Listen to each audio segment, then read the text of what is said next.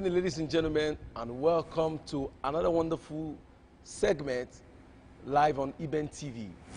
This evening, we're going to be talking about personal hygiene as regards Christians and the church and whatever they do as Christians. Ladies and gentlemen, you must understand that a lot is happening right now in the world. A lot of things are going wrong, and human stupidity is a major contributing factor to that which is happening. So we have wonderful personalities that are live with us this evening to x-ray certain depths of rascality and stupidity that is affecting our individual health.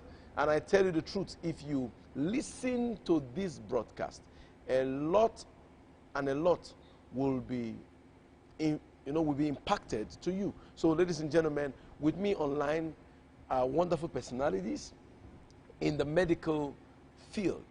I have at my left hand side a woman that has been in the medical field over time, deeply rooted in the medical field. May we know you, ma?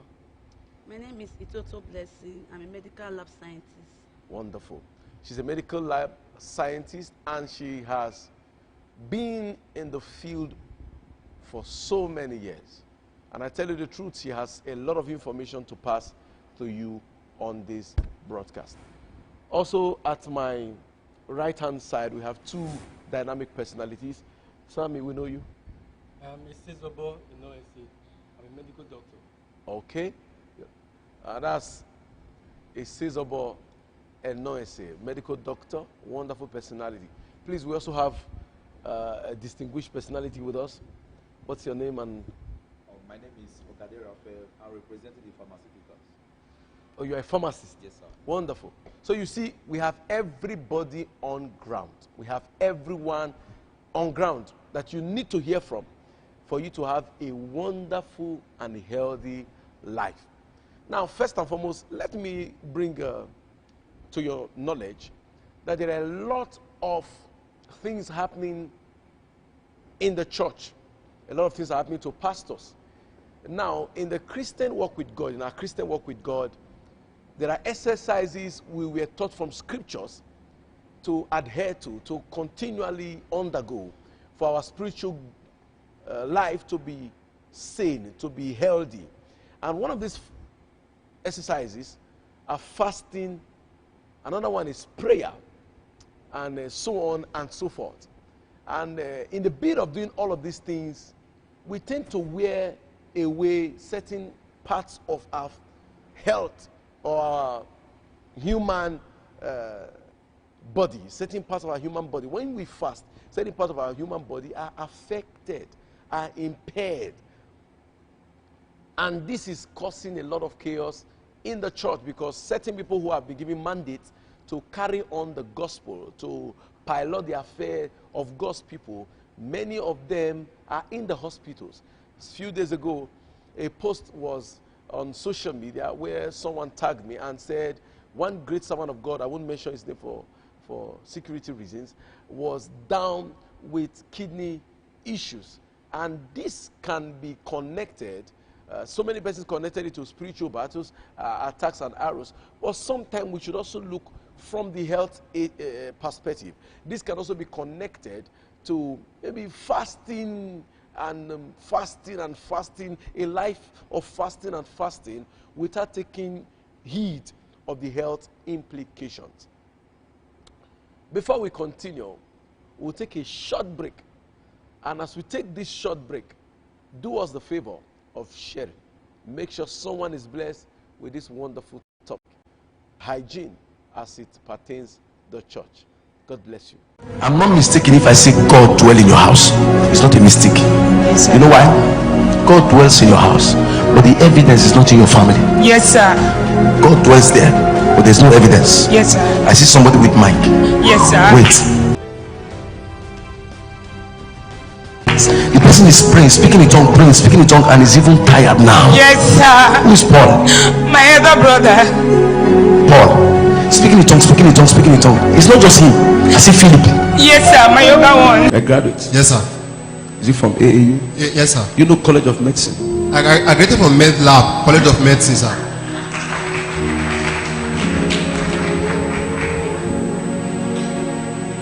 When I look in the realm of the spirit, I see your destiny. Yes, sir.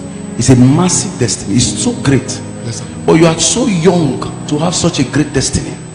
You are so young in the sense that as I look at you in the realm of the spirit, I see the hand of God upon you. Yes, sir. Because next month, August 8th, my birthday, sir. Your birthday, August 8th. Yes, sir. Yes, I see sir. the hand of God on you. The hand of God is on you. Yes, sir. As I'm talking to you now, you're a young guy. Yes, sir. 1994. That's my You were date born of birth. 1994. Yes, sir. I see a certificate, and I saw a surname like a father. That's my son, sir. Father, sir. Your surname is a father. Yes, sir. But the name I'm seeing after it looks like a Benin name, like Nosa. Nosa Kari. That's my name, sir. Nosa. Your name is Nosa. Yes, sir. And I saw something like that looks like an exam that was written, an exam. Yes, sir. I'm looking around. It was not written. I see myself in Benin. As I get to Benin, I'm still along the express, Lagos Express. Yes, sir. I get to Okada. My school. Okada. Igbenedion You University. attend something like Igbenedion University. University. You attend Igbenedion University. You Yes, wrote sir. the exam there. Yes. But I saw that the lockdown is like something that is delaying. Yes. Okay. Can I mark your result and give it to you here? Sir. I saw you in a place where what you are doing is at stake. I saw challenges and battles surrounding you, especially when it has to do with finances. Yes, this has been a problem over time. You gather, you scatter. You start paying debt. The Lord said it got to a point. This man was contemplating suicide. You want to kill yourself. You want to kill yourself. Don't kill yourself.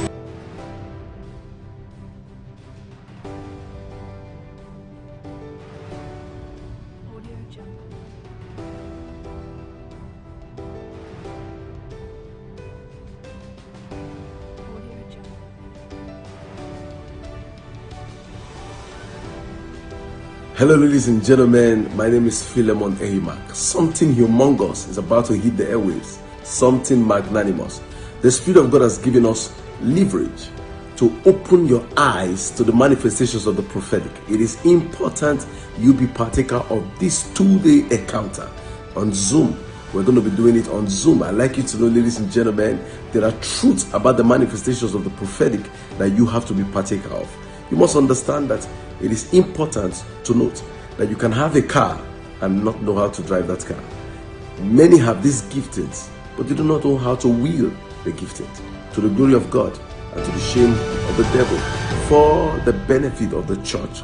It is important you understand the deep truth, the foundational knowledge that you need to garner so as to enable you wield the prophetic gift in its depth of accuracy. I'd like you to know that being part of this 2-day encounter will change your spiritual perception and will upgrade your reception on how the Lord can use you to become an impact maker to your generation. Make out time to be part of us. And how do you do so? You call the number that is being scrolled on the screen, or send us a mail from whichever country you are. Send us a mail. I will reply you and give you the modalities on how things are going to be done.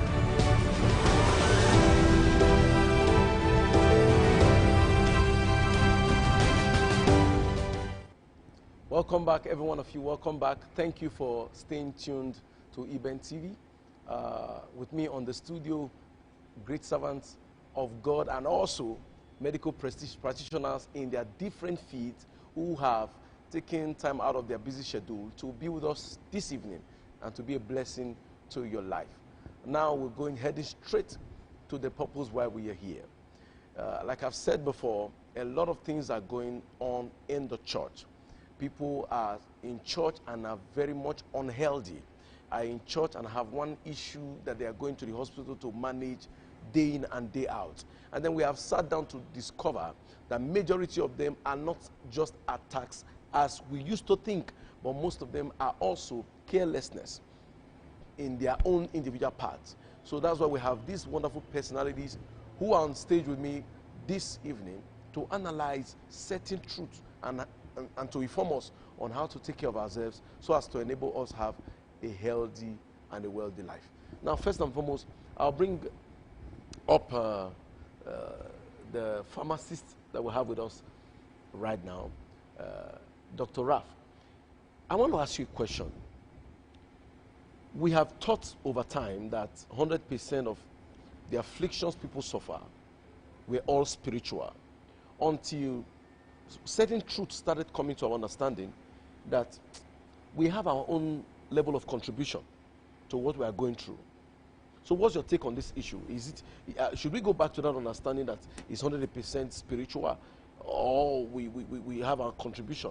Thank you, sir. Thank you very much, sir. You know, permit me to touch a page in the scripture that says, "My people perish for lack of knowledge." Okay. See, some persons are doing what they are doing because they heard and they saw people do it. Firstly, let me bring in this a little definition about food. That food is anything we take into our body. It's that heats and energy and builds our body tissues. Now you are staying away from food. For how long? The food you take into your body, sometimes we have some organs in our body that stores some classes of food, carbohydrates and lots more. So if you are staying away from food, it's being released from the stored. Now, for how long can you stay away from food? How long can you stay away from water? If the water your body have stored is and you've stayed fasting more than that time, your salivary glands cannot produce saliva. So how will you survive? And you're telling me you're praying. How will you survive? How will you make it? Thank you very much. You have made a point there. Like as you have said, it's like buying fuel, limited fuel for a longer journey. So when the fuel gets finished, the car must turn down. It will stop. Yes. And then you regret even embarking on such a journey. That's wonderful. Thank you very much. Okay. Now, Doctor, you are here. You're a medical doctor, and you've heard him. And I know you're a spiritual man. You're not carnal. So in one way or the other, you have fasted. You have fasted, you have also prayed, and all those spiritual exercises, you observe them. Are you agreeing with him 100% that it's all about our own stupidity? Yes, most of the time, it's all about stupidity. Okay. Like just like he said, fasting is supposed to be done according to your ability and capacity. There are stores in the body. For example, the liver is a store for carbohydrate. It stores a lot of carbohydrate. It also stores fat. Now, if the capacity of the liver have been exhausted, then how do you want to survive? And the way the body works is that once the main source of energy have been exhausted, it starts looking for other alternatives, which could lead to deleterious effects. So the key word is fasting is supposed to be according to your ability and capacity. Wow. That is sound. Fasting is supposed to be according to our capacity, and ability. Wonderful, wonderful, wonderful. Now, Jesus fasted for 40 days. We read about it. Moses fasted for 40 days. We read about it. Joshua fasted. We have so many personalities in scripture that became outstanding, and their being outstanding was tied to their fasting. I don't understand it. What is are you saying now, the body, okay, let me ask you, Ma, can the body take 40 days fasting? Is the body programmed to be able to take that kind of intense, strength-taking process? Thank you very much, sir. Okay. I feel the body is programmed in a way that everybody's body is different. Okay. You cannot actually be fasting when you know that you are not feeling too strong. At least the body can take up to like 2 days. Then you fast for 2 days. The 2 days is when you know that you are healthy. You cannot be fasting when you know that you are not physically okay, because it's a matter of doing the right thing at the right time. So many Christians, they feel you just fast because other people are fasting, and that makes you very spiritual.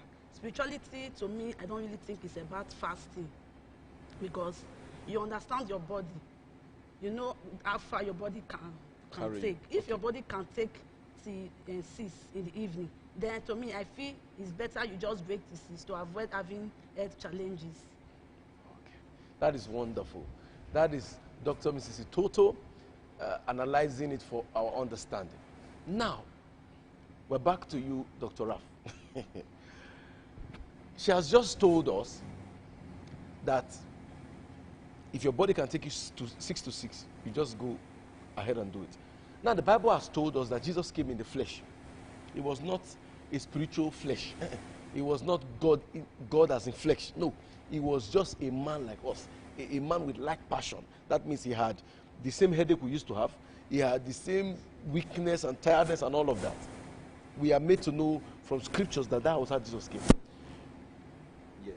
Now, if she said the body is created to withstand at least 2 days, so that 40 days, is it a scam, or somebody just drop it in the Bible for us to kill ourselves or something? Apostle, sir, if you are bringing in Jesus' issue, Whose issue should I bring? if you are relating us with Jesus, I think I will now take you to how was he conceived? Was it the way we were conceived? Oh, okay. No. Leave Jesus. Leave Jesus. Let's not offend Jesus in this matter. What of Moses? Moses fasted 40 days. The Bible has it there. Moses fasted for 40 days. So he did not break. Right. He did not drink water. The Bible told us 40 days he waited on God. He fasted for 40 days. Now, we are aware that a lot of pastors, in the bid of getting power, you know, David was speaking that day. David was speaking in the book of Psalm. David said, in a dry and a thirsty place, where there is no water, my soul thirsted after thee. So when you read that kind of scripture, sometimes when there are certain dimensions of power you want to wield, but you say, no, because I've not fasted 40 days. Many pastors have died for fasting 40 days. As a matter of fact, I went to a camp. This is a true life story. Nobody told me. I'm the one. I went to a camp in Delta State. They called the place Araya. They say Bible fell there some years ago, and you could see the evidence and all of that. While I was there, the first day, I went there for a 7-day dry fast. As I was entering the camp, they were bringing out a dead body. That dead body killed me. Because I felt, I'm going to where I want to fast. Somebody has died there, they're bringing the person out. I don't know if you understand me. I became afraid. Like, hey, are you sure I'm supposed to be in this place? Are you sure I'm supposed to do this fast? What am I trying to say? Many of us as pastors have been lured into several dimensions of fasting because of what we studied. But now we are now discovering, like, maybe they had the way they did their own. Different from the way we are doing our own. Because when you say 40 days dry, no food, no water, you're just there, calling on God. So what's your take, sir? Apostle, as a Christian and a believer that I am, let me relate it now to the scriptural angle. You see, if you are going on a 40 days fasting for instance, you need an instruction. From God or from man? From God. Okay. I will not say because doctor here go for 40 days and to seek the face of God, and he saw it and he's doing excellently well in his ministry, I will do same. Mine might be so all you have. So if God is telling you do this, go and fast, is when you will do it. And in giving you that instruction, I know God will not fail you. So in the process of me fasting, because Mr. A fasted, I'm telling myself, I have my own way of getting to that end point he have gotten to. So I should find my way. So fasting to that extent should be on spiritual instruction, not human instruction. And that is it, sir. That's wonderful, seriously speaking. Now we have somebody who is already speaking to us online. Mrs. Melfe Nancy is saying, Fasting depends on your body ability, and if your body can adjust and you can cope with it, then why not? I also know fasting involves different type, wet, dried, and others. Okay, wonderful. Thank you very much, Mrs. Ameofe Nancy. She has reiterated what we have already brought to the table. Now, you while you were talking just now, you went spiritual. You went spiritual. You left us in the carnal realm and you went spiritual. You are defending the word of God, which is what we want to indirectly try to see how we can balance slightly balance some things inside, because the Bible says my people are destroyed for lack of knowledge. So the lack of knowledge doesn't just cut across studying Bible alone. No, there are the right application of this knowledge. What you know, when you apply it to yourself, the way you apply it to yourself has a lot of role to play. Now, fasting medically, Dr. Blessing Itutu has said, fasting, at least your body is created to withstand 2 days. Because after that 2 days, a lot of things have been start wearing away. Like your liver, like you said, the storage is a storage device, right? The liver, like you said, everything that is stored there must be exhausted by then. So, and then in the bid to, get more energy from all the parts of the body, certain parts that are not even supposed to be created for that reason are being sapped in essence. So, what do you advise? That's the point I want you to drop. What do you advise? That we should go ahead with that 40-day fasting, even if you are led. Don't you think it has effect on your body system, since the body is not created to at least stay out of water and food for 2 days? Sir, yeah, you again. You know, when I first talked, you made mention of like a vehicle putting a fuel, expecting you to take it to a long distance. Sure. You see, fasting for 40 days, it's medically altered. Okay. So medically, it's not even you are not supposed to. Yes, it's not advisable. But in a state where you find yourself, because we Christians, we don't believe doctors' report most time. Faith have grown to some extent. That's it. That doctor is a liar. Go and check it again. And actually, you go and see, it's true. As a result of 1 month's fast. Okay, wait. you have missed something. I'm not a doctor. I'm a pastor. I'm a preacher of the word of God. And we are doctors. Okay. 3 of you are doctors. Now, you have brought something out of what we're talking about. I'll come back to that question you're about to answer. But look at this you have just said. Now, you said you guys give us reports. In your field as a pharmacist, you give us reports. Like you prescribe drug for us. And the drug you prescribe, we may say it's too expensive. And then we come to church and prayers are laid on us. And when these prayers are laid on us, bam, we are healed. So your report has become a lie. Yes. Yes. You are a medical doctor. It's your field you keep writing report card for so many people, men, women, and all of that. And after doing all of that, the report you give to them, they come to meet us as pastors. And we say, whose report shall you believe? There is scripture concerning that one. And you say the report of God. Even you have been prayed for, you say the report of God that you believe in. Please go ahead. It is not the doctor's report that is a lie. It is the devil's report. The doctor is not your enemy. Now, a doctor is trained. Okay. We are all trained here. Yes. To think scientifically. And don't allow, no matter how spiritual I am, my spirituality should not affect how I see a patient and how I eventually make a diagnosis. So if after making a diagnosis scientifically and I give you the report, it's what I saw in your body that I give you. So if eventually a miracle now happens, it is not me that is the liar. Okay. It is the devil that is the liar. It is the devil that are ultimate enemy. Okay. So it happens a lot when you see people coming to church and giving testimonies that doctor said I have this, so but then God put the doctor to shame. It's not the doctor. It's the devil that God put to shame.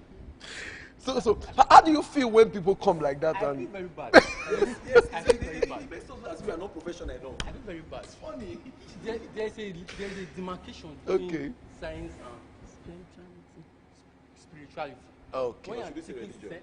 and religion, when you are thinking scientifically, Okay. you think scientifically, and don't let your spiritual knowledge cloud Okay. your scientific knowledge. Wonderful, wonderful. My viewers, I know you're watching and you are laughing and shaking yourself already, because even as educative as it is, we have to present it to you still via humor. You've got to understand that these persons are professionals. They are speaking from their professional dimension. They were trained and certified, and there's this thing you guys do. What do they call it? Induction. They were, no, it's not just induction. Okay, induction. That's to the medical profession. Okay, would it be correct when I say you were medically induced? No. Inducted. Inducted. Hey. Yes, see, I wanted to say you're medically induced. That's a coma. Okay. So, but then we are still on course. Hygiene in the church. Now, me as a pastor, I will bring out my own perspective. A lot of my personalities or people who are around me, they come to me and say, man, I am not feeling fine. I'll lay hands on them and pray for them. And after praying for them, I will still advise them to seek medical attention.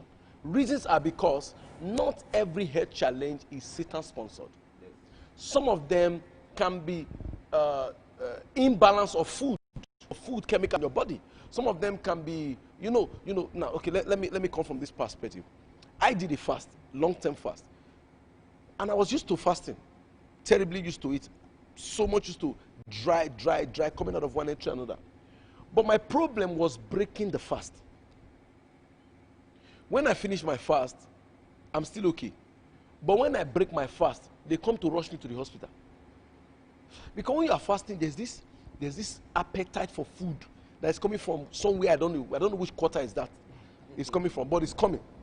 There's those food, I don't know if it happens to you guys, but those food that didn't make sense before, all of a sudden start making sense. You start thinking about Kanye and Gary, those kind of chemical mix up, and you start like, wow, oh God, those kind of, these are things normally, you don't even have flair for them like that. Okay. So when I want to break now, that thing that I was having appetite for, I gathered them. And I consumed them in high dimension. And when I get through eating, in fact, the food will still be there when they will be rushing me to the hospital. Because my stomach will just get upset. I will lose strength. That's even when I have problem. So, I now saw this to be something that is going around some of our young folks. So I advise them, before you fast, seek medical counsel. Seek an advice from the medical practitioner. Let them tell you how to go into it and what to do when you want to break. Because now the medical doctor told me, you've got to take water first. Yes. Open your system and wait some while. But some of us are not patient. You are seeing jollof rice and you are seeing fried rice and you are seeing, I don't know what they are seeing here. Something is telling you, devour. And I know that's not God. The food on ground before breaking. Bring the fasting with carbohydrates, with rice and all this. Okay, we are coming to that one. You will tell us what we need to break and how we need to break. Okay, we are still on hygiene. We are still talking about the fasting part of it. You have already told us that fasting has to be done according to our capacity. The Bible has even told us, let him that minister in the ability that he has been given. Minister in the ability that he has been given. Now, let's break it down to what is the essence of fasting spiritually. When we fast spiritually, we tame our flesh. It's not as though it's the fasting that God sees. It tames your flesh and gives your spirit control. When you're fasting, your flesh, there's a way your flesh is restricted. Your flesh is restricted. It doesn't have control over you. The things your flesh normally want to do, it won't have the capacity to do it. Fasting incapacitates your flesh. You see, your spiritual perception becomes shaped very well when you fast. How be this kind goeth? But by fasting and prayer, tame the flesh. This spirit will not have anything to control. It's like taking fuel out of the vehicle. The vehicle will not have a capacity to move. So you can then work on the vehicle in any way you want to work on it. So that's our definition of fasting. I'm breaking it to the understanding of every layman. That it is taming your flesh. It doesn't have one spiritual benefit on its own. It just tames your flesh. But in taming your flesh, some people have killed their flesh. They have killed their flesh. So, Mr. Toto, let me come to you now. You have already advised us on one perspective. And I want to advise us on a second perspective. And what is that second perspective? When someone now via fasting has challenges, what do you advise that person to do? Thank you very much, sir. Okay. If you want to fast and you know that your body cannot carry you for a particular period of time, just fast for the period you can fast. Then, when you are breaking, take a lot of water and also take fruits and give yourself some time before introducing food. You see some people, after fasting, they just bring so many food and put it on the ground and start eating. Medically is wrong because you're stressing your stomach. Okay. So you start having issue. And secondly, people that have ulcer, they don't have anything to do with fasting. Be it spirituality or not spirituality, that one, it does not have anything to do with Bible or anything. If you have ulcer, you don't have any business fasting. Or if you must fast, then there are different types of fasting. You can take water while fasting. At least that water can help substitute for food. And I feel God will still answer your prayer because God understands that your flesh cannot actually take you. Okay. Wonderful. So you know you were talking already about this thing. I want to hit some things out of it also. You know, this fasting of the king, it's really a cause of concern. Though you actually told us why we fast, but I wanted to ask you, why do we do fast? Because if you are fasted, I notice if I'm going more than 2 days, I get adapt. But the first and second day is not really fun. Why do we really fast? Why do we really have to fast? And what's your like your sin that is pushing you to fasting? You don't fast because my belief because Sure. you need something from God. I believe if you need anything, you give to get it. So if you are seeking, let me say, okay, the prophetic, because that's where young guys are really striving into. Yeah, I want to gain direct from God, fasting. There are principles of this thing. Study. Keep. There are friends you don't need to keep. There is a life you choose to live. Separate yourself from society things. Delete some contacts from your phone. Block them. Choose another pattern of life. Then you find yourself adapt to this thing and do more of study. Then have a father who coach you. Thank you very much, sir. Wonderful. Now, from what you said, you spoke about the young folks hungry for the prophetic. I don't even think fasting is one major thing that makes you prophetic. Most of them don't know. Now, there's this servant of God by name, William Branham. William Branham is one of the major pillars of the prophetic. He's on YouTube. He only fasted once, 3 days. He only did 3 days fasting once. And sir, I don't think there's been anyone as accurate as him even till now. It looks shocking. So the truth of the matter is, fasting is a spiritual exercise that tames your flesh. It gives your spirit total control. If you watch it when you fast, there are certain things you cannot just do. Your spirit is the one controlling you. The voice of your spirit becomes loud. The control of your spirit over you is on 100%, or let me say 95%. So that's one of the major reasons why we fast. It's not as though when you fast 3 days, God now mark it. He has done 3 days. You now fast another 3 days. He did another 3 days. Add 4 to his 4. When you now fast the other 7 days, this one don't try, I'll give him prophetic.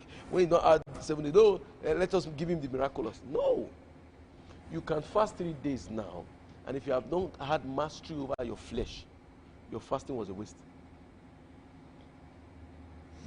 The fasting should teach you mastery over your flesh. Because you are not your flesh. Your flesh is just a vehicle that pilots you.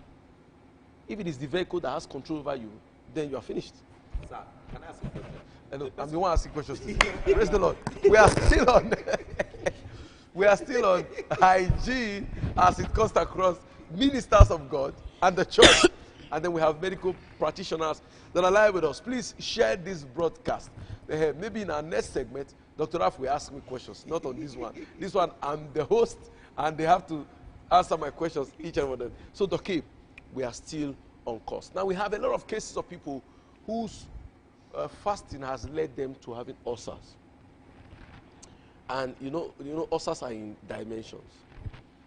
Chronic ulcer that they can rarely stay a day without having pains in their stomach. How can somebody come out of this ulcer? What are the health, contributions that will make them come out? Thank you very much, sir. Before I answer that question, permit me to delve into some of the questions you asked initially. Okay. Now, fasting, let's not just look at fasting as something that is bad medically. Fasting also has its benefits in medical practice. Okay. Take, for example, there are some conditions we even treat with fasting. An example is intestinal obstruction. Say again. Intestinal obstruction. If the intestine is obstructed mechanically, there's no movement of food.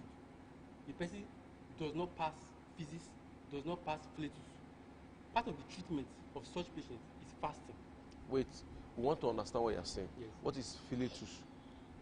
Gas, mess. The person not the mess. Okay. What is feces? Shit. Okay. No, now here, So, okay. So such conditions are treated with fasting. So let's not just see it as something that's totally bad. It is too much of it that is bad. And even after the fasting, how you break from the fasting will also determine. Now, let me also touch on how you break from the fasting. Now, there's something called graded oral sip. Gradually. Those people that will put on fasting while we are treating them, when they now recommence oral feed, it is graded. You start with water, then from water you can take tea, from tea you can take pap, from pap you can now take solid food like rice and all that. So that's still how it goes when you embark in spiritual fasting. Okay. You carry out what's called graded oral sip. You start with liquid, water, juice, tea, and then you go to semi-solid food like pap. Okay. Before you eventually start solid food like rice and all that. Then talking about those that have suffered from chronic ulcer as a result of prolonged fasting. Now, an ulcer is a tear in the skin, let me just use this word skin, in the skin of your stomach, in the lining, the wall of your stomach, it's a tear. And imagine you having an injury in your hand. That's also an ulcer. It's just that this ulcer is inside the stomach. Internal, okay. Now, it's actually difficult for most ulcers to get healed. Because imagine that you have an injury in your hand, and you are constantly insulting that injury. There's always food touching it, there's always water touching it. And in addition to that, there are some secretions in the stomach that are acidic, even more acidic than the acid you have in your car, with a pH of 1, very acidic, that constantly also contribute to the insults to that ulcer. So it's actually very difficult to, let's say, bring a cure to such ulcer. But there are certain things that you can be doing. One, you can minimize the way you fast. That's number one. If at all you must fast, you should minimize. And then two, there are certain types of food you won't be advised to eat. There are also certain types of drugs you won't be advised to take. Because most of us just think that it's just fasting that causes ulcer. There are also drugs that you take for that condition that cause ulcer. Then, apart from the drugs, stress has also been noted to be a factor to cause ulcer. Fasting in itself will cause physical stress in your general body.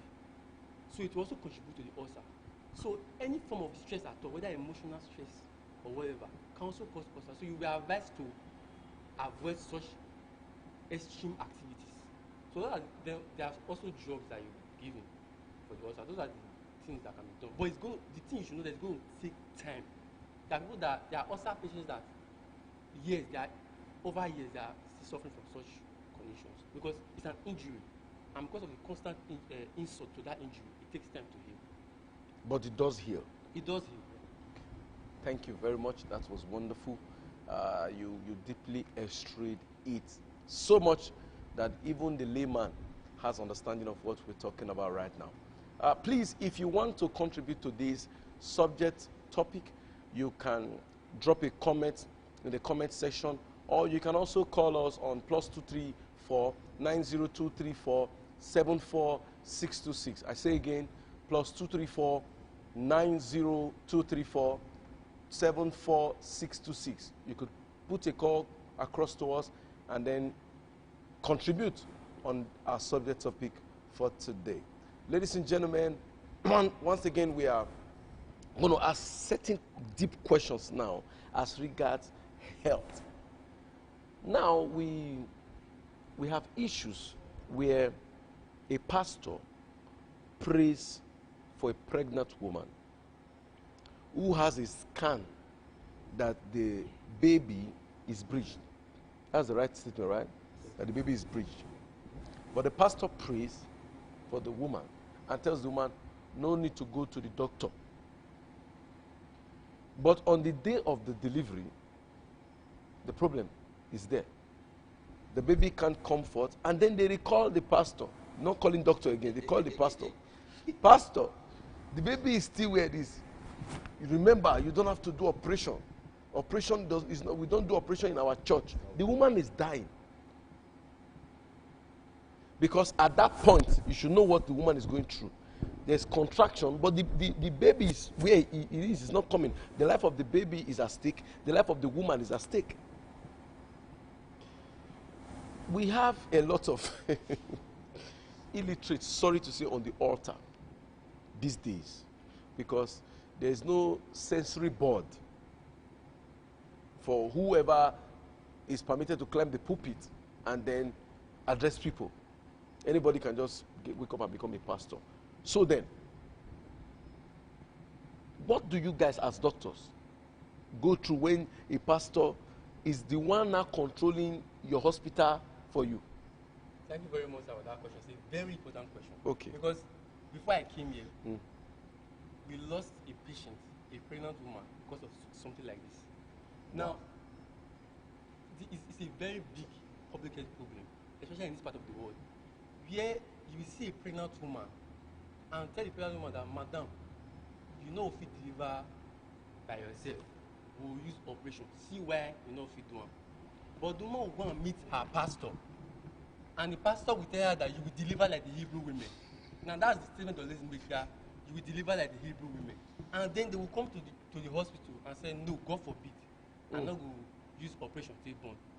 Now, just as you pointed out, this woman, breech delivery can be delivered per vagina, like as you can deliver by yourself, if the baby is not too big. But there are some conditions where, after examination and then ultrasound scan, it has been shown that you can't deliver by yourself, just as this case that I mentioned that we lost.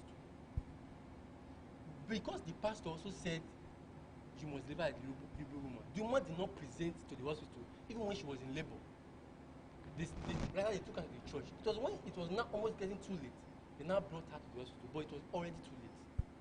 So we lost both the baby and the mother. So it's a big problem. It's a big public health problem in this part of the world. And wow. So who is to be held responsible for? In such situations, it is one, the pastor, and then two, the caregiver and the patient him or herself. Was the pastor in the hospital when they brought the woman? No, the pastor was not in the hospital. The pastor was not in the hospital. Because it has a lot to do with enlightenment. Delivery via cesarean section does not mean you didn't deliver like the Hebrew women. As a matter of fact, in most instances, delivery via cesarean section is faster than delivery via vagina. So, on my own point of view, to deliver like the Hebrew women does not mean it must be per vaginal. You can deliver via cesarean section also, baby alive, mother alive, in good health. And you can deliver per vaginal and lose your life. My father. So- I'm a pastor. Should I agree with this doctor now? There's nothing wrong. It's just that in this part of the world, apart from Christianity, even culturally, another woman you see women laugh at other women. A mother can laugh at her daughter-in-law and say, "You not be born by yourself, you know the shame. I born 10 children, I born of them by myself." So apart from religion, That's true. cultural, socio-cultural practices also affect this condition. So you cannot actually blame it on one person. Blame it on the society, blame it on our culture, blame it on Christianity, and then the illiteracy. So that's just And a lot of people have died like that. a lot. We lose a lot. Another one even happened 2 days ago. Now there's something in medicine. Once someone have delivered via cesarean section twice, your next subsequent delivery must be via cesarean section. That is, your first delivery was operation, your second delivery was operation. You have sentenced to delivery by operation. Till you stop. But does it limit how many children you? Yes, and you should not deliver more than 4 children. Now, And can you just elaborate what are the reasons why? okay, you see, the womb is just like fabric, your cloth. If, for example, this is my cloth, it was torn here, and I sewed it, it's now weakened. It's no longer as strong as before. So that's that the womb. If you deliver via cesarean section, the section is part of your womb. Now that part is no longer strong. So Even when it heals back, yeah, even when it's not comes back, as strong. it's not as strong as before. It Follow was. come. Yes. Okay. Exactly. It's not like follow come again. So if you have undergone that twice, you are no longer advised, especially in this part of the world, in poor resource countries, to go into spontaneous labor, to deliver by yourself per vagina. So the advice is you will not be delivering via cesarean section by yourself, and it shouldn't be more than 4, because the womb is now lax and loose. It's no longer as strong as before. So we advise this woman. As a matter of fact, what we do is that we don't let them fall into labor. We give them specific date that, madam, so and so day, you come hospital, we'll do this operation so that you're born, relax. But then again, this thing happened. The pastor told her that she would deliver at the Hebrew women, and then she didn't come. She now eventually came in labor, and this kind of woman is not supposed to be allowed to enter into labor, because what happens in labor is that the womb contracts, and that contraction, because of that weak part of the womb, it will rupture. Here, there. And if it ruptures, it's another thing entirely. So the woman came into labor. A woman that's supposed to do a planned cesarean section, that there will be no complication, now did an emergency cesarean section. Thank God she made it. But because of our socio-cultural and religious belief, things like this keep happening, and we lose a lot of women and children because of such things. So we just have to be enlightened that to deliver by cesarean section is not a cost, and there's no stigma attached to it, as long as the baby is alive and you are alive. That is wonderful.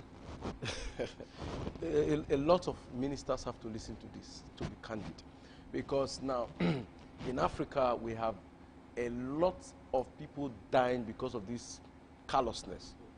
Seriously speaking, let's be candid with ourselves. But anyway, God will help us, and we have to also have this knowledge and work with it. Mr. Raf, or Dr. Raf, sorry,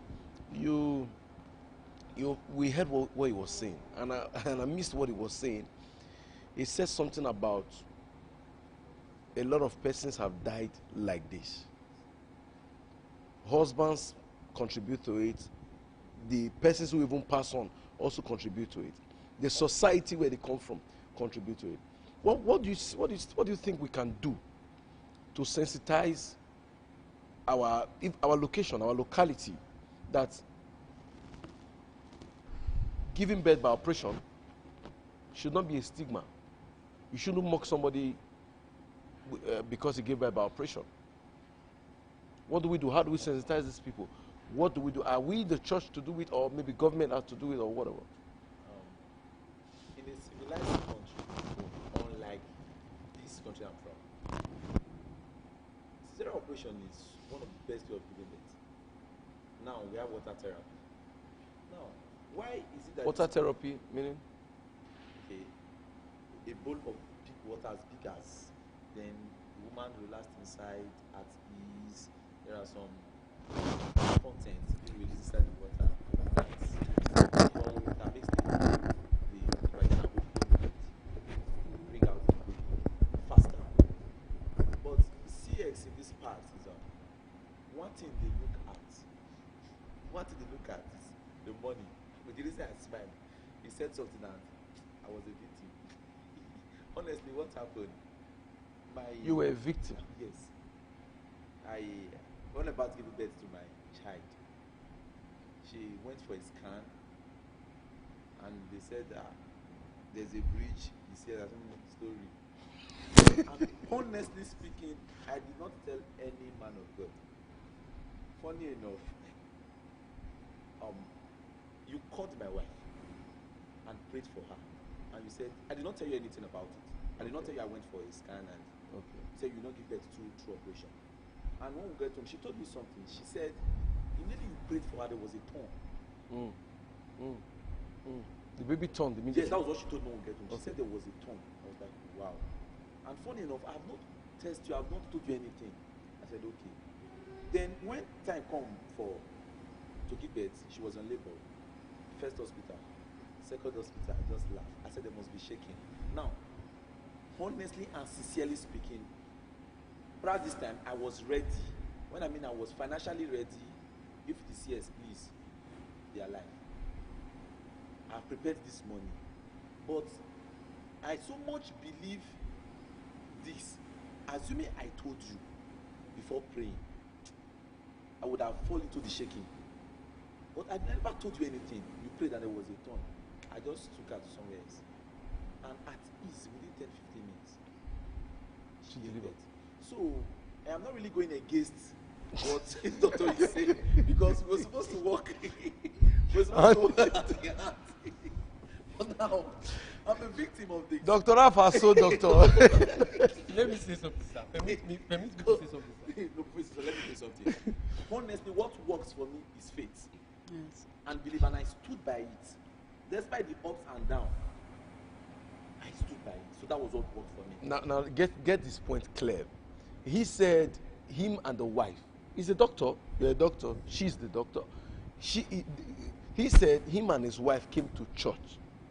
Prophecy located your wife that the pregnancy was breached, which is the report the doctor has given. You know, we have also already started ironing this issue.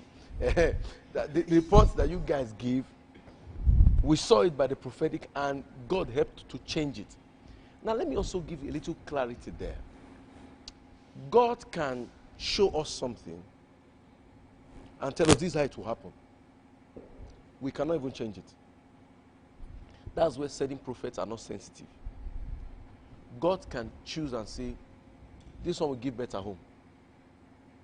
And maybe your intention was to go to a hospital. And we can tell you, man, you're going to give birth at home. And as we tell you, you are giving birth at home, that's how it will be. But then, in the case where God has told you, this one is giving birth by operation, people do not think God can tell you this one is giving birth by operation. If God knows that if you try to give birth in the normal way, you will die, He will give you an alternative way. The doctor that does the cesarean section, who gave him the wisdom? God. Yeah, I've joined you a little. I've joined you a little. You're almost losing your job now. The truth of the matter is, we lack understanding, proper understanding. The church needs to be guided in this area. And some doctors, are not even helping issues. Most of the reason why certain people run from operation is the funds. Yes. Some doctors, even when certain clients shouldn't be operated on, but because of the money they will get, they will book you for operation. Now let's take for instance, I know it can be possible, but A woman gives birth to first child, normal. Second child, normal. Third child, normal. The fourth child, you say operation. Even if the woman is not a pastor, he will tell you you are the devil. Yes. I know stuffs happen. There can be complications. But she will say, no, I never born with operation because I'll come to the hospital. I'll go somewhere else. And when he calls his pastor, say, no, who is that devil giving you that report? Sometimes, I don't know if it happened to you. I've met some other doctors who told me that some clients insult them. When you give the report, say, now you and your father has not get this report. If you are not calm enough, you will slap that person. But that is the sincere truth. The people have to be informed. This is not a do or die affair. If this is how God wants it to be, let the will of God be done. He knows you don't have capacity to push. He knows it. Like Dr. Rav said, faith. If you don't have faith for this one, there is someone your faith can carry. Go ahead with that. So, Dr. Mrs. Toto, what is your take on this issue? Now we're coming to childbearing. You are a mother. Yes, sir. Okay, what was your counsel? Okay, thank you very much, sir. I experienced it when I wanted to give birth. Okay. When I went to the hospital on the 8th month, my baby was breached. Okay. I told you about what the doctor said, and you told me No, that you I told should pastor. not... Don't tell. Don't say you told I me. told the pastor. You told... And he said, and the pastor said, Okay. I should not worry that I will deliver safely. Okay. I had the faith that since it's coming from a pastor that I believe in, that it's going to be successful. Though medically, I would have doubted and said, what's the need? Well, operation, there's no big deal about operation. Let me just do it. But I believe that if God is saying I will deliver safely through vagina, then so be it. But I was still prepared in case it does not come the way the pastor has said. But at least when I went for the next scan, the baby has already turned. Wow. And I delivered safely. In less than 15 minutes, the baby was out. So what am I trying to say? I think Christians, we should have this knowledge of, pastors should also advise their members that when the doctor say you are giving birth to operation, just try to explain to them there is not really a bad thing. If you know that your faith can carry you, fine. But because some people, they don't really believe, even though the pastor pray for them, but they will still go home and doubt what the pastor has said. I beg you, I don't trust that pastor. What of if? But if you know your faith can carry you and you deliver safely, and you can deliver safely, fine. But if your faith cannot carry you, just prepare yourself for the operation, and there's no big deal. When I was working in one hospital in Benin, I had an issue because I was working in the lab there. There was a woman that came with her child. The baby was already at the point of dying, and the baby needed to be transfused with blood. The woman said in their church they don't do blood transfusion, okay, and all that. The PCV was going down. The PCV was already 8%. Madam, let's transfuse this baby with blood so this baby will be okay. The woman said no. They called the husband. The husband said it's not done in their church and all that. They called the pastor. The pastor was still saying the same thing. Before you know, the baby gave up. And the woman started crying. Everybody was looking at her and saying, Madam, you were the one that was foolish, because medically, there's no big deal there. So I feel pastors should try and educate their members on the do's and don'ts. It's not everything that is spirituality. Let's just try and be realistic sometimes. Educate our members and tell them, do this, do that, and just let God take control of of the situation. Wonderful. Thank you very much. You know, while she was talking, I just saw a comment from our viewer all the way from Dubai. She's saying the church has a major role in educating women that CS isn't from the devil. The word, you will deliver like the Hebrew women, has taken so many women to the grave. Yes, sir. That's true. We actually agree with you, Sister Precious from Dubai. Okay. Amelfe Nancy again is saying God works in diverse ways. Operation is an assistance, and it's not a do or die affair. Pregnancy differs. Okay, that's also wonderful. Okay. A question is directly to you from Sister Precious from Dubai again. He said, Dr. Sezabo, some women are scared of CS because of carelessness on some doctors' part. You know we are coming to that part too. Because some doctors can finish operation and leave shovel inside somebody. they can't forget the pin and everything. You are aware now. Cutting wood and everything. They some even wash their hand inside somebody. so I don't understand though. So these things make people scared. You are not moving around, something making go inside your stomach. Who left it? Who left it inside your stomach? So, Doke, you will answer us in that matter. I don't understand. Sir, it's only natural for anybody to be scared. That anybody that wants to undergo an operation, if me now want to undergo an operation, I will be scared. If I'm not scared, it's not normal. It's natural. Because no surgery is, you cannot just have a 100% guarantee for any surgery. There's no 100% in medicine. So it's natural for a person to be scared that wants to go, but not because of carelessness of, see, there's no, if out of the 12 disciples of Jesus, they had one betrayal, is he in how many doctors that you know have some quacks and some malpractices, some, I don't know if you get me. Yeah, sure, they are clear. always, there will be situations, as long as we are humans, we are not perfect. That's the truth. No matter the knowledge you think you have as a doctor, there will be times that emotions might cause you to do one or two things or the other, and mistakes happen. So things like that happen, but they are minimal, to be frank. Okay. They are minimal. There are ways, there are checks and balances to prevent such things. You are not the only one in the surgery. You have an assistant, you have an anesthetic, you have a scrub nurse. If you didn't see it, the assistant should see it. They should see it, yes. Abi. The anesthetic should see it. The scrub nurse should see it. Any other person in the theater can see it. So things like that are actually minimal. They are not that common. Okay. But it happens. It happens, of course. Okay. Then I would also like to comment on certain issues that have been raised. Situations of where somebody is breached and then few months to or few moments to delivery. It changes, okay. Now, the fact that your baby is breached does not mean it will be breached in the day you'll be in labor. The baby can turn at any given time. It can turn and be cephalic, that is the head will not be down. It can happen at any given time. And then, of course, we are Christians. We also believe in the place of the miraculous. Okay. So there's also that place. In medicine, like I said, there's no 100%. Even after telling a patient that, see, oh, this is what will happen, there are also instances that what you said will change. It will not be correct. It will be wrong. Because there's no 100% in medicine. So you have agreed that Things some of can these change. things can be mistakes. Even if it was not a mistake, for example. Okay. For example, the baby was frankly breached. Okay. It was actually breached, confirmed by ultrasound scan. But few moments to delivery, it can turn. Anything can happen.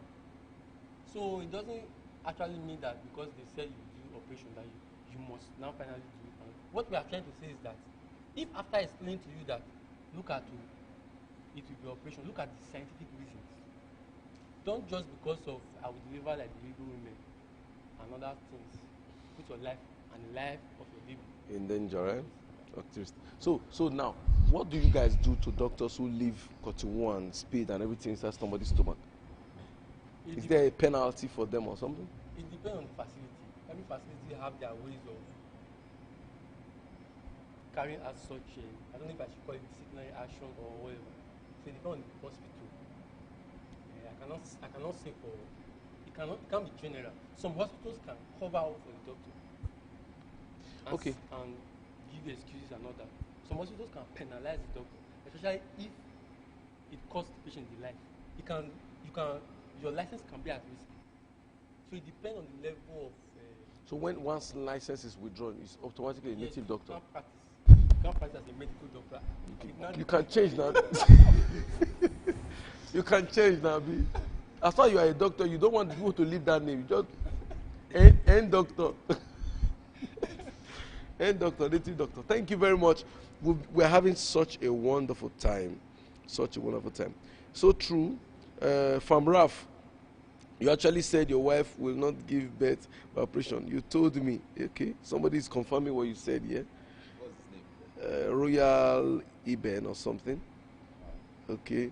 And you told me I was also there when Apostle prayed for her. God is the greatest doctor. Yeah, God is the greatest doctor. Wonderful. Itoto said, your husband is saying African mentality has resulted in many deaths. Secondly, the medical line needs to be educated on how to pass their message because some make CS looks like death sentence. When you just tell somebody, say, the way the doctor will move draw glass down, say, in my 20 years of medical practice, I've never seen this kind of case. You will deliver by saying, the person is like you are sentencing her to death. That is the money. Okay, some doctor in for the money. Yes. You agree with me? Okay, do you agree? Some doctors do it. I cannot But no, we have not said everybody is doctor. Do you agree that some people can do something? It's possible. Possible. Yes, see, the human nature, greed is part of the human nature. So because of greed and need for money, it's possible for people to engage in such activities. Okay. And then again, the resources needed for a cesarean section are more than the resources needed for a vaginal delivery. So definitely it will be more expensive. The risk involved in the cesarean section are more than the risk involved in vaginal delivery. So the way charges are made is according to the risk and the resources involved. Now let me come in there. See, we as a church, we saw a case of about 300 or something thousand. We upsetted the death. We were in the hospital visitation as a ministry, and then we saw a lady who has been there for 2 years. She gave birth and the operation and the baby died. The hospital arrested her. Now, if you're talking about risk, the woman was at risk. The hospital, what risk does the hospital have in this issue? If the person dies, it is the family that will come and remove it. Is it the hospital that will conduct the burial? No. No, there are a lot of risk. Okay, like as doctors do operation, we cut his hand, or That's the risk. the doctor will cut his hand. That's the risk. He should cut his hand then. Let me give you an example, sir. Can we give you an Hey example, God. sir? Oh yeah, For give us. example, in this coronavirus era, there is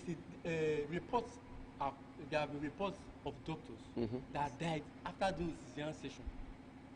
And when they did autopsy, they discovered that the patient that they operated on had coronavirus, and that was where the doctors got it from. That's one. Even Okay, wait, no. Before you do this, before you do the second one, last one, wait, So, wait. I'm coming, sir. Wait now. So that means all those 200, 300 times they have been charging since.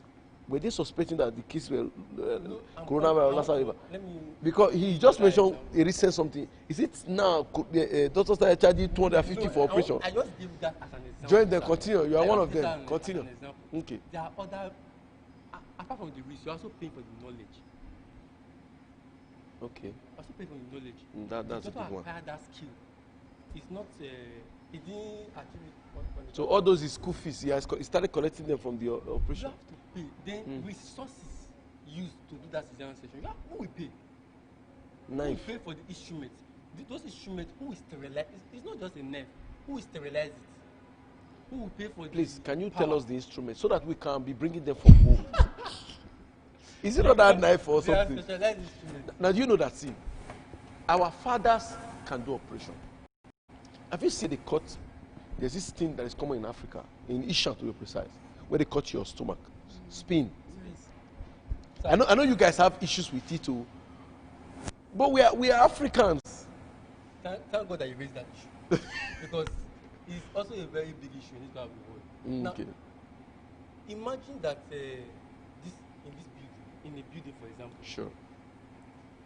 you said that a chair, in your sitting room, you said that your TV in your sitting room has a problem, and then you want to address that issue in your TV, you start making holes in the wall, cracking the wall, so that's You'll be painting the outside of the house. You go outside and start destroying the wall because the TV inside your house Has problem. has problem. Okay. Now the spleen is an organ in your abdomen. Okay.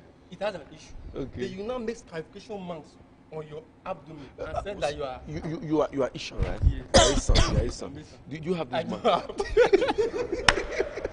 I don't have. Thank God. Thank God they didn't give it to No, me. no, I have.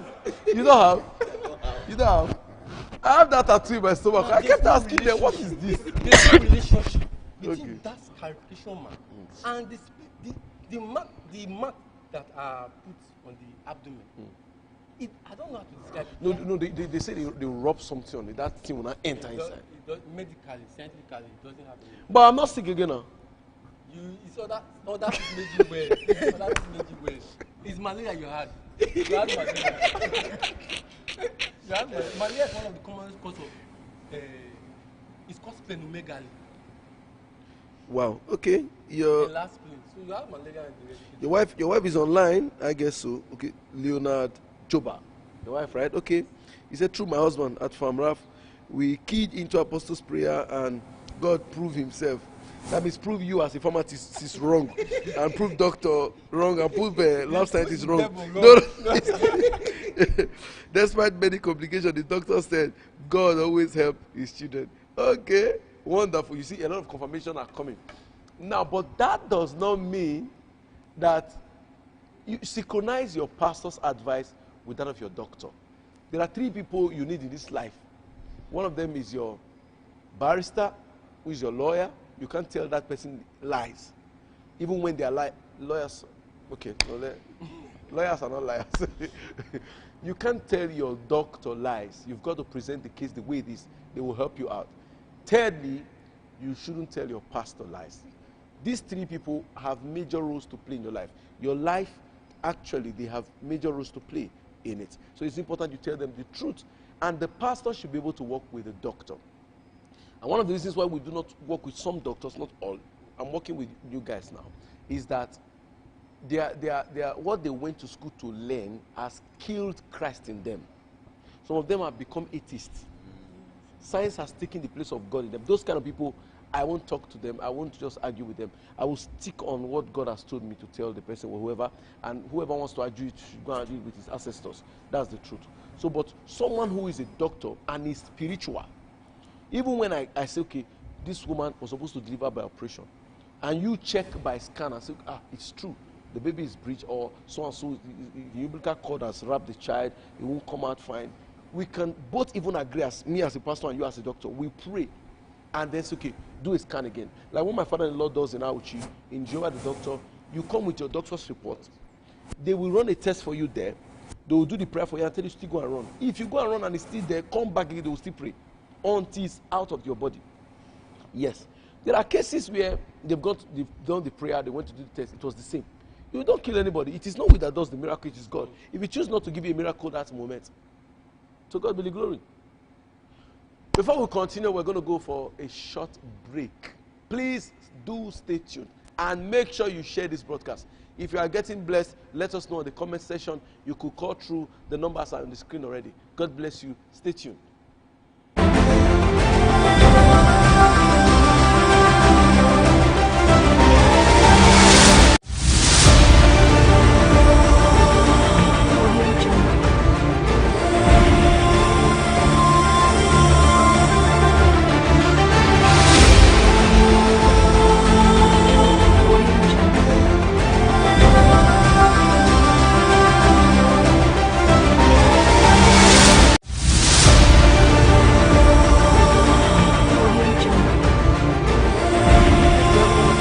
I believe you've been blessed so far, and we are about to take a turn. And this time, we're about to surprise you. Seriously speaking, the argument is about to hit. These tables are about to start breaking now. I'm telling you the truth. Because what's coming on it is heavy. Now, you are a doctor, you are a pharmacist, and you're a lab scientist. I didn't come to argue with you guys. So I just came to drop the question. You guys will argue with yourselves. We are Africans. And as Africans, you don't say you know science so much. Your mother will cook agbo jedi, and give you. And you tell your mother, I know they drink.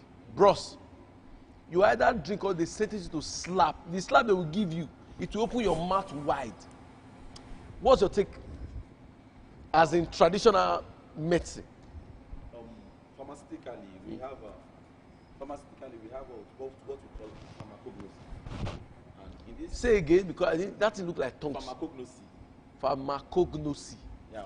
So Have you heard that one before? Okay, continue. From pharmacognosy, that's where we do herbs, and it's not really herbs. Permit me to call it herbs because we go for plants and extract is made on.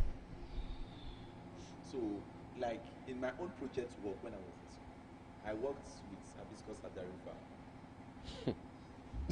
Okay, let me come this way. It's zobo, normal zobo leaf. Is that what you now deceive us just now with those big language? What did you call it again? Hibiscus. Sabdarifa. I will tell my wife because we have that leaf on the table right now. No problem. So I went for that leaf. I did extract on it. Okay. Now, those that don't have ideas on how to carry out that extract and converting it, we just go boil and take. Honestly, it carries out the same function, but does not undergo clinical trials. Okay. That means you as a person, you have agreed that it has potency to work on the body, huh? Yes, but it does more harm. We have what we call pharmacokinetics. Which means what you take, what it does to the body, and what the body does to what you take. Okay.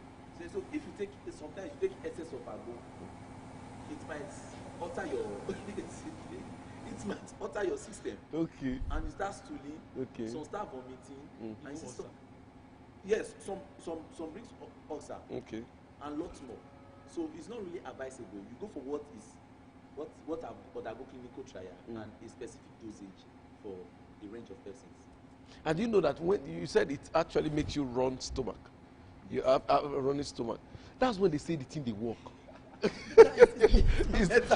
It's working. Is that mentality? Because the moment you just take it, boom, you are in the restroom. Sir, even aside taking these herbs, if even these are chemical drugs, sometimes it's medically not advisable. Yeah. You see, somebody will just have headache and next he take 2 paracetamol. Why? Because the other day he was having headache, he took 2 paracetamol. Sometimes if you have headache, what you need is rest. You sleep. There are people reacting to what you just said. In Africa, you don't mention, don't speak against. There are people you don't speak against too. Agbo, no. People are even tell you. Somebody say another. This one is also a medical personalities, right? A personality, sorry. He said, don't try Agbo. Dogoyaro, mango leaf, guava leaf, saint leaf. The ogakpata was there. Oh. The aloe vera, sugar does not remove.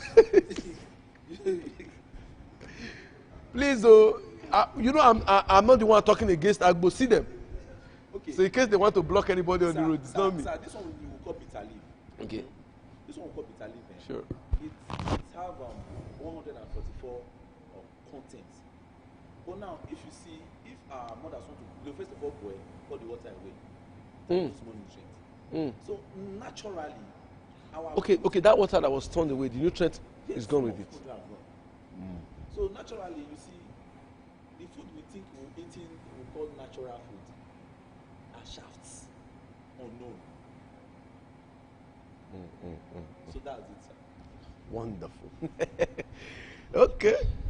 Those speaking against Agbo, it is well. Now, you have something to say. I know you have something to say about this thing. Yes, sir. Okay. Thank you very much, sir, for this. So, now, let me lay more emphasis. Let me expand on what he said. We are not saying that Agbo, in whatever form, does not have beneficial effects. Okay. But the problem, like he says, that they've not undergone clinical trial. Now, what do they do in clinical trial? Before you can approve a drug, that this drug, for example, should be taken for headache, this drug has first of all been tested in animals, so that we see if it has side effects that's no good, apart from the beneficial effect of curing it. And then they will now move to another level, test it on some group of human beings, and then see that if it has side effects that cannot be tolerated, apart from the curative effect of curing headache, Agbo has not undergone any clinical trial. We don't know. It has not passed test. we don't know the effects in the liver. Okay. We don't know the effects to the kidney. We don't know the effects to the brain.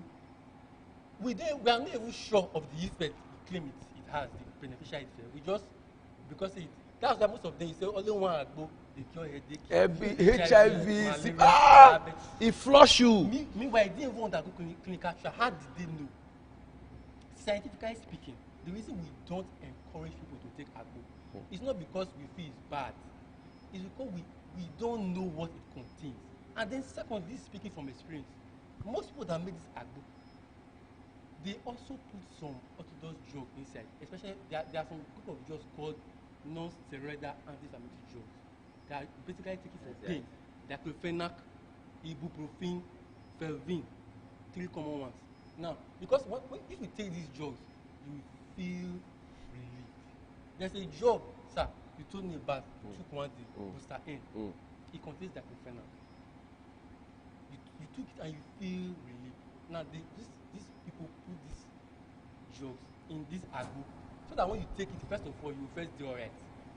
So, and even these NSAIDs have dangerous effects. They are one of the drugs implicated in ulcer. They cause ulcer.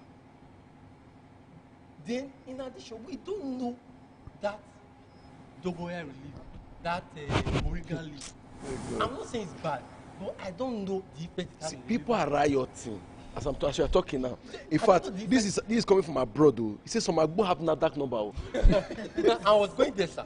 Okay. Now, the reason it has not been abolished very in this our country is because we recognize the fact that there are beneficial effects. That's why tradomedical doctors are recognized in the country. They have an association. They are recognized. We all know them.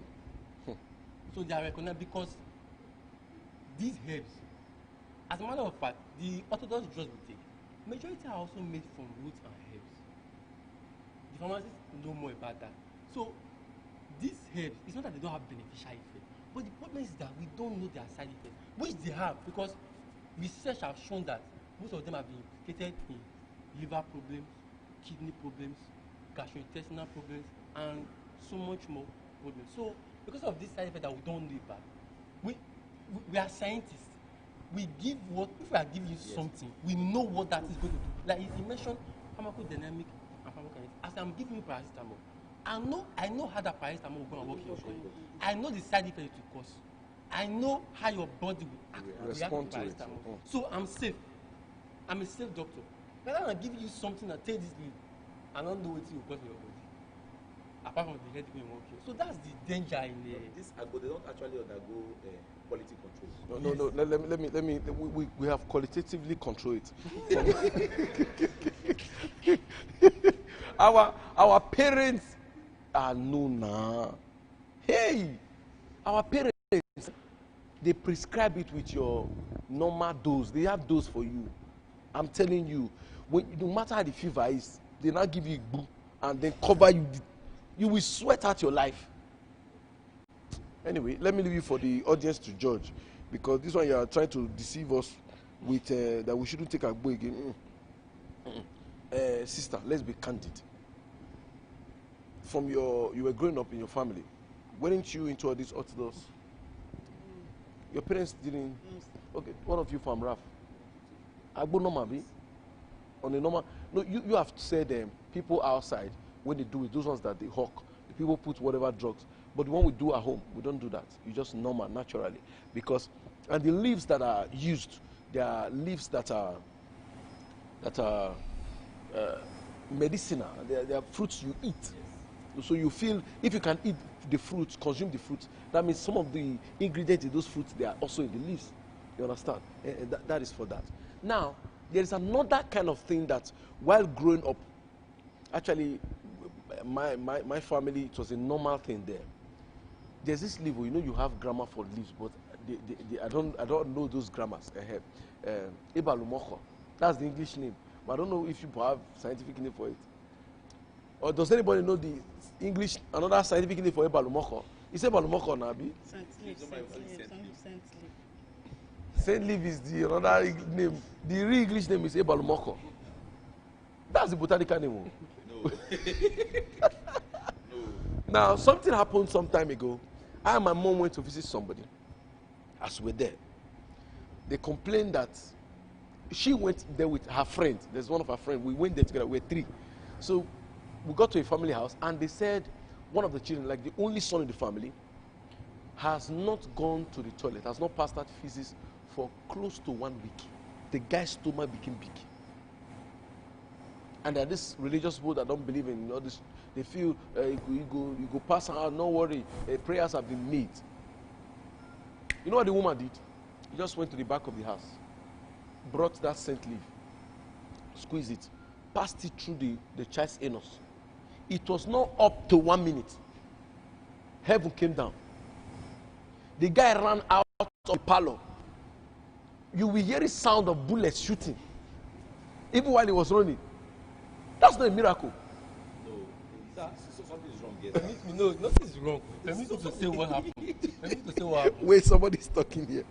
He said, I remember when I was feeling feverish some time back, considering the high pay on health sector here. You know, abroad, you have to pay heavily to get good health. He said, I bought a different kind of liver. He walked. I was having high temperature. But after taking the agbo, I made at home. A lot of sweat came out of me. Voila. She became healed. She became whole self. And she can even make business out of that one. To the glory of God. Okay, you wanted to react to that scent leaf, yeah. Like we said, these leaves and herbs and roots, they have beneficial effects. Okay. We are not doubting that. Okay. But it is because we don't know their side effects, which is dangerous. That's why we don't encourage it. That's one. You made mention of somebody that took St. Louis. Yeah. Now, he initially said something that once you take this agbo, most of the time you just be going to toilet, diarrhea. It's because most of these agbo, they are referred to as what called osmotically active substance. Let me break it down. They cause water. If you take them, they are not absorbed. Some are not absorbed. They cause water to accumulate in the intestine, and then you will not be passing what is through. That's the mechanism of action by which that simply worked. When the woman put the simply in the anus, where the rectum, it caused what is called osmotic diuresis. Water moves from a region of lower concentration to a region of higher concentration.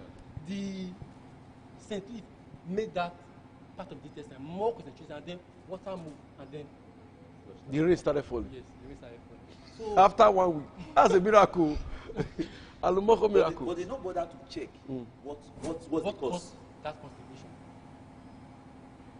As far as there is result, which That's that's Was was that child the only child in that house? no, it was like the only son. So But there are other children. there are other children. Who ate from the same food that child ate? Sure. So why are other members of the family not having such? After the miracle, there was no complaining. So what? Who starts digging the grave again? My brother, I will give you the woman's number so so you do your science something. It's wonderful. So now we want to. We're about rounding up because of time. We've taken a lot of time. We want to come into a normal hygiene now. Normal hygiene. You know, a lot of people are not married today because of body odor. And some of them will tell you we are wearing all forms of cologne. They wear perfumes and all, and it is not working. Some will tell you we are doing our best, but nothing is working. They don't feel it's spiritual. I know certain things can be spiritual, but not everything is spiritual. Certain things can be spiritual, but not everything is spiritual. Some have body odor, some have mouth odor. Like when they speak, it's like green algae comes out of their mouth. And you know, they brush their teeth, or their mouth, sorry. Some of them use mouthwash. So many things, you know. I don't understand. What should be done? What should they do? They are wearing cologne, yes, they still smell. What are the causes first? And what are the remedies? Let me start with you. Okay. And if you have had instance with people, you just let us know. Thank you, sir. Personal hygiene, it doesn't really mean because the person is having body odor. Now, the body odor did not just start today. Okay. It has been something that has been That's common. cooking, yeah. Yes, because you see some people, they can wear one cloth for 2 days. They can even stay days without bathing. So with time, the thing starts sticking to your Accumulating. body. Okay. So before you know, you start having odor. When you sleep and wake up, you are supposed to bathe, change the clothes that you are wearing, because during that night process, the heat in your body, You absorb. you by the absorb cloth, yeah. by the clothes. So some people will still bathe and still repeat that same clothes. Some people even wear other people's clothes, and which is very wrong. You cannot just see somebody's cloth and put it on without even knowing if the person washed it, Oh, because no. the person might Let have us have skin infection. yes. So by so doing, people can have body odor, and it's not a matter of deodorant. Those kind of things sometimes they don't even go, no matter the use of deodorant and all that. So what I advise is that just try from the onset, monitor your body, bathe. If it's mouth odor, brush regularly. You can brush morning and night before going to bed. If you can be brushing after every meal, better. But people that already have those odor, they can also be putting meat in their mouth, like all this peppermint and all okay. that. So just make them have cool breath. But I don't think it can actually go away. The mouth odor cannot go away. I don't The really body think. odor cannot go away. You just have to try and Manage it. Manage it. Now our viewer is saying native soap and sponge works perfectly well with people that have Steve.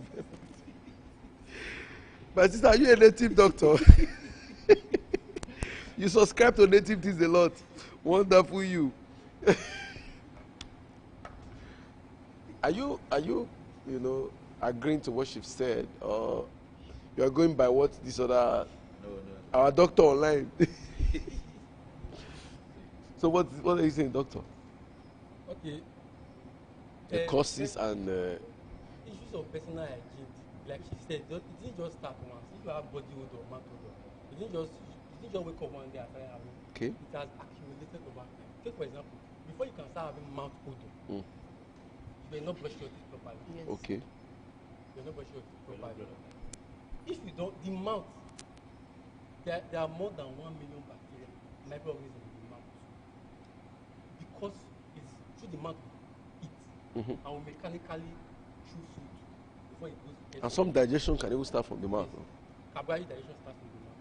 So because of that, those food bacteria will constantly act on them, decay them, and then they might even form things called plaque. I don't know if you brush your teeth at times, you might see some things Whitish. like Okay. plaque.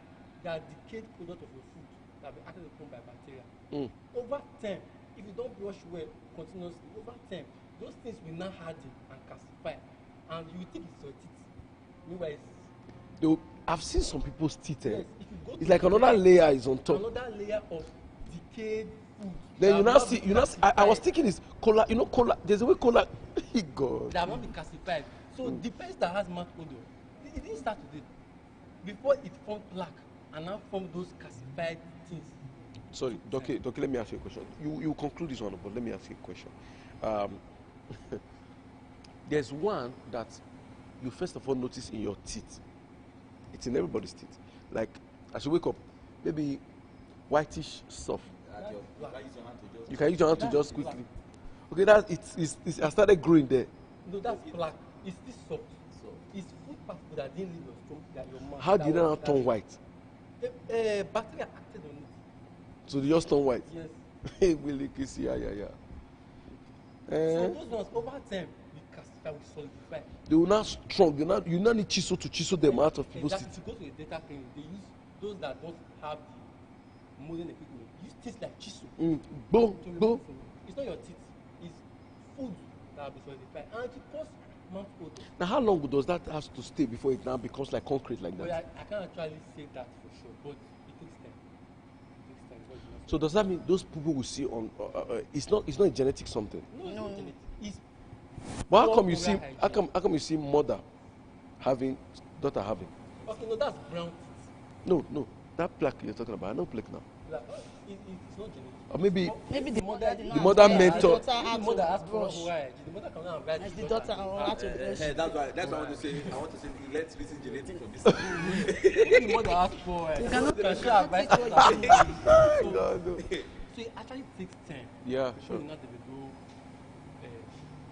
mouth odor, for example. So to reverse that, visit the dentist, and then there are just for the purpose of this program, there are basic things we need to do to prevent such things.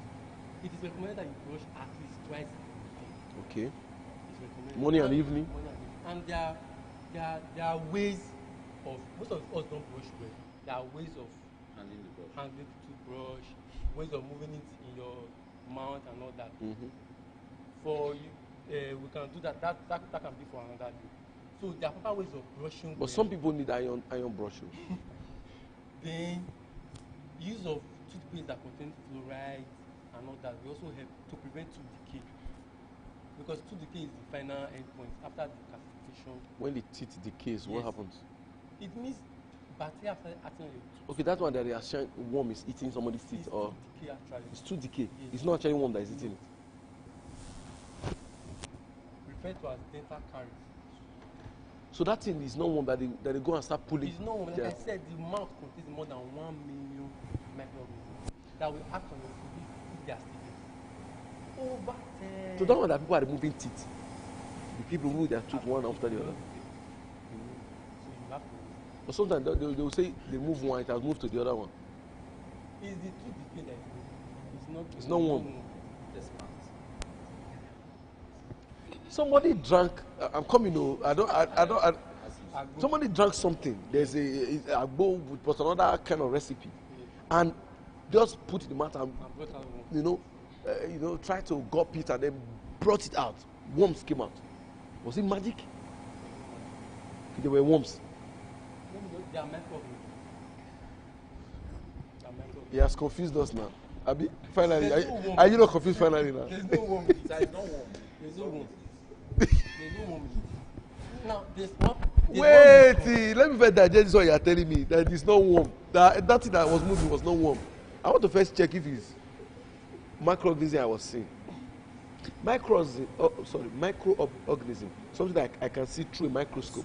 Cannot be seen with the naked eye. But I saw worm. Microorganisms. Now, I know, micro. Now, those key substances can coalesce and form something like You have worm. They don't catch them. They don't catch these people. And they will start forming movements. It's okay.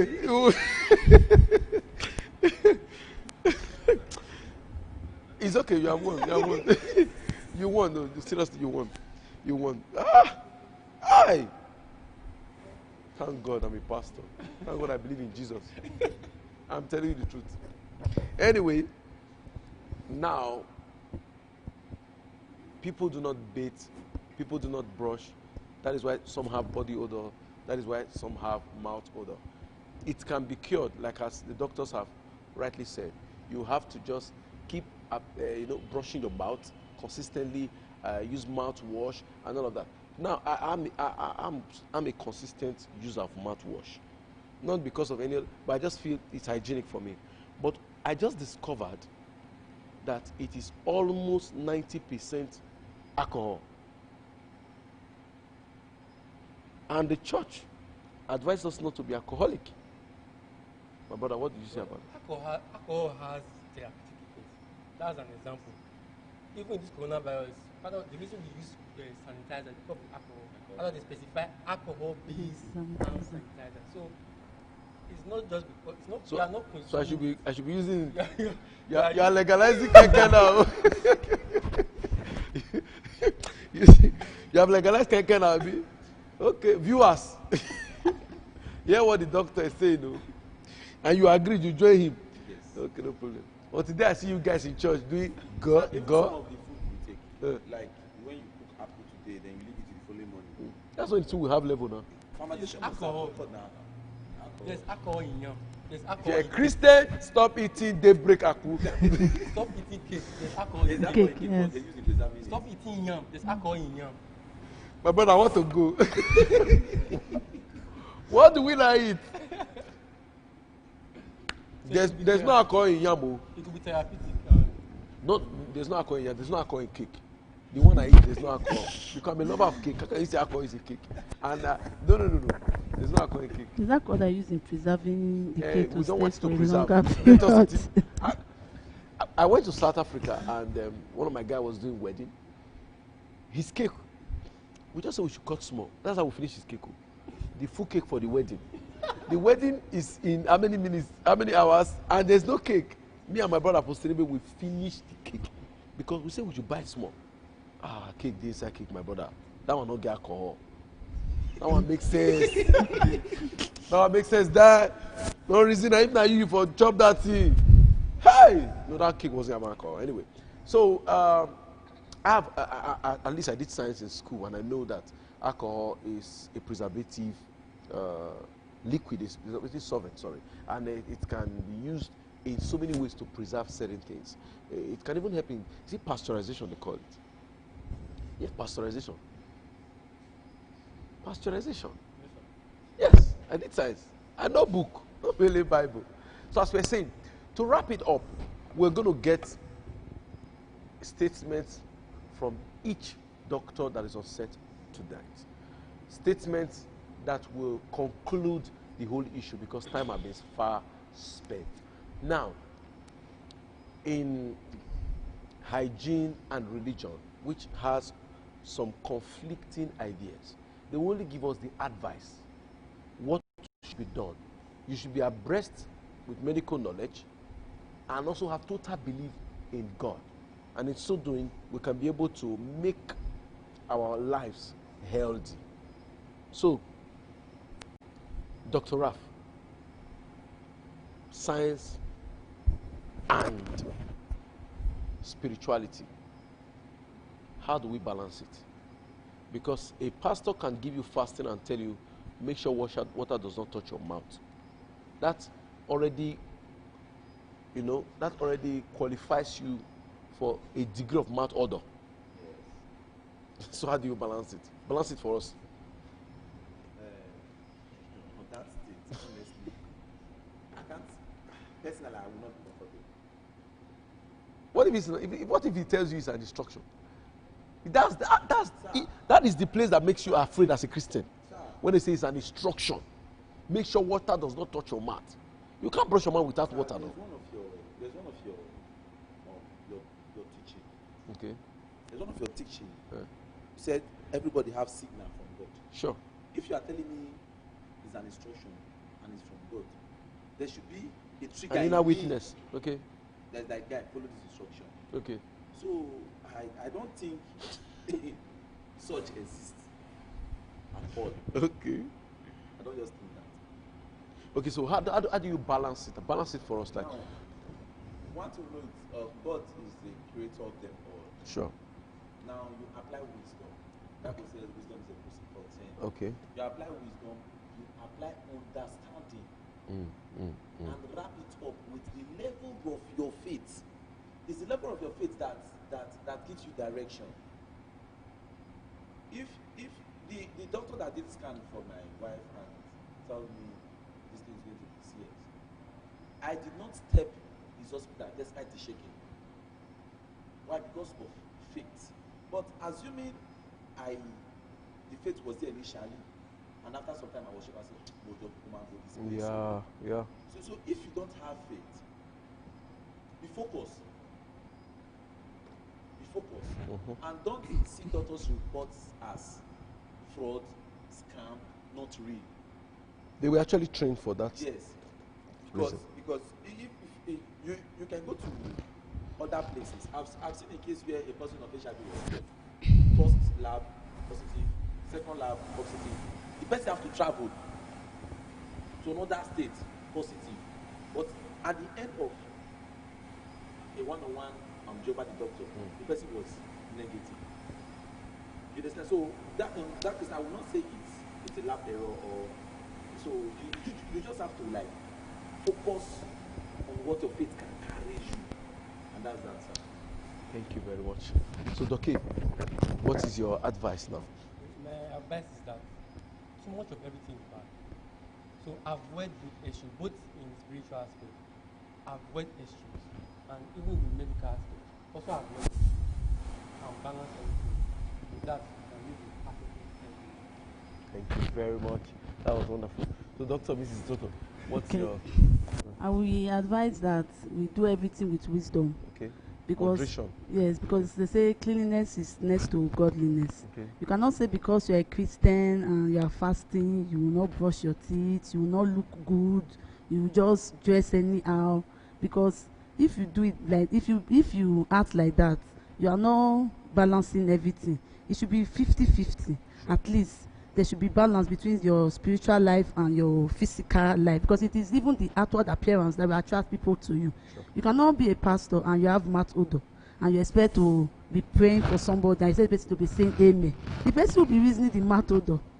So I feel we should just balance everything 50-50 and everybody will be fine. Instead of amen, you be shouting men because you don't want to come. Okay, wonderful. Now you guys have spoken very well, and as a pastor, I have to join the pastoral team.